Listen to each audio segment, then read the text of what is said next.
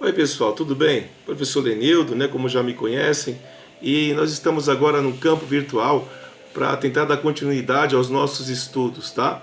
Turminha aí do sexto ano, né? Nós estávamos lá estudando a estrutura narrativa, já havíamos visto a fábula, já havíamos visto, estávamos vendo parábolas também, né?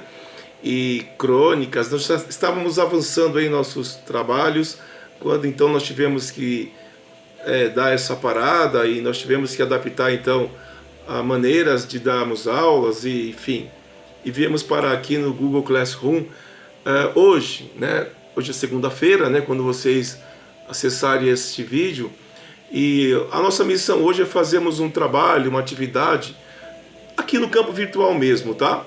O que é que vai abordar isso? Vai abordar fábulas, primeiramente fábulas, tá? Hoje, amanhã e depois nós vamos trabalhar, vamos mesclar, né, um pouco de caderno, um pouco de atividades no campo virtual, para que a gente possa ficarmos mais próximos um do outro, tá? Então, vamos relembrar agora, nesse vídeo, o conceito de fábula, ok? Então temos aqui uma gravura, né? A cigarra e a formiga é uma fábula extremamente conhecida da gente, né? Bom, o que é fábula primeiro? Qual que é o conceito de fábula que vem à nossa cabeça, né? Vou ler aqui para vocês, ó. Fábula é um gênero do tipo narrativo muito popular e apreciado por pessoas de diferentes idades. Percebam, diferentes idades, então, não é somente para criança, tá? Nascida da tradição oral, estudos indicam que no Oriente, por volta do século V a.C., o próprio nome remete a histórias contadas e passadas de geração para geração. Fabulares significa história, jogo, narrativa. Tem mais uma. Quem não se lembra de ter ouvido em algum momento histórias curtas com personagens que são animais? A cigarra e a formiga, o leão e o ratinho, e a raposa e as uvas são exemplos de fábulas. Narrativas que constroem um ensinamento, uma moral. Então percebam que a fábula ela vem da tradição oral. Então numa época em que a escrita, né, já existia, tá? Uma época que a escrita ainda não existia, mas as pessoas tinham a necessidade de aprender alguma coisa. Então os sábios, né, os fabulistas, eles criavam as histórias e essas histórias tinham a intenção de ensinar as pessoas, tá? Vamos passar mais adiante. Considerando que a fábula pode ser contada oralmente, sabemos que há diferentes versões de uma mesma história, o que não compromete a sua função, a de levar as pessoas a refletirem sobre o comportamento em sociedade. Lembrem-se disso, isso é importante, tá? Comportamento em sociedade.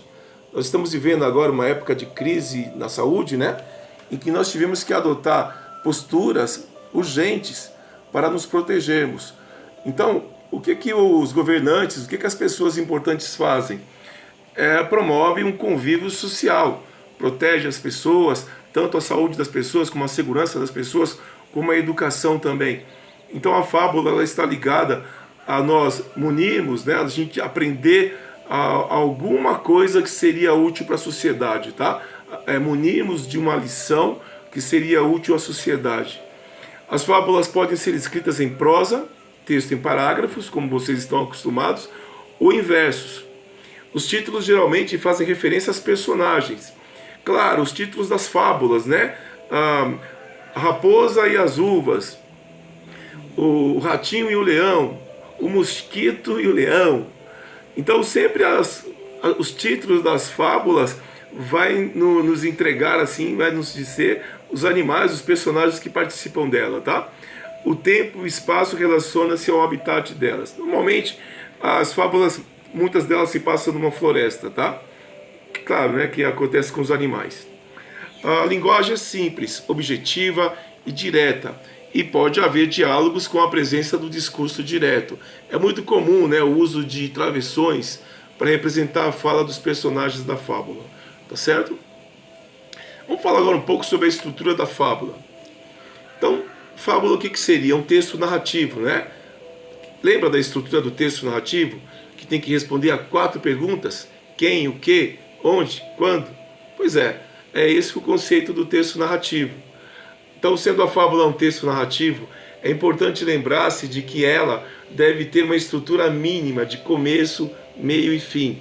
Ou seja, né, ninguém vai escrever isso à toa, né? No início, apresentamos os personagens e a situação. Depois, desenvolvemos o texto de forma que as personagens interagem em torno de uma situação. Por fim, criamos um final surpreendente, que gera a reflexão dos leitores sobre o ensinamento, uma moral, a qual aparece no final do texto geralmente. Então, eu lembro com vocês aquela fábula que nós lemos na sala de aula, a raposa, o leão e o burro. Lembram que a raposa estava velha, estava cansada e resolveu pedir assim para que alguns amigos o ajudassem a caçar e assim dividir a caçada em partes iguais, né? O leão era o cara, representava lá uma pessoa forte, né, um tanto arrogante, que falava difícil. Lembram dessa história? Então, e aí o burro, gênio que era, na hora de fazer a partilha, partilhou lá, dividiu as caças em partes iguais e acabou sendo devorado pelo leão. Então, as histórias das fábulas têm começo, meio e fim. Você tem uma apresentação de personagens, depois aparece um determinado problema, né? No caso aqui, a divisão da caça, né? Um problema entre eles, posteriormente, lá no final, ele é resolvido, e aí o autor nos sugere uma moral, algum ensinamento, ok? As temáticas são variadas e ligadas às características que os animais representam. Por exemplo, o leão é a força, a coruja é a sabedoria, a raposa é a astúcia, a esperteza. E até comentamos, né? E o burro, professor? O burro não, o burro ele é sempre burro, né? Ele nunca, nem mesmo na moral, ele muda, né? Ele tem outra lição, tá?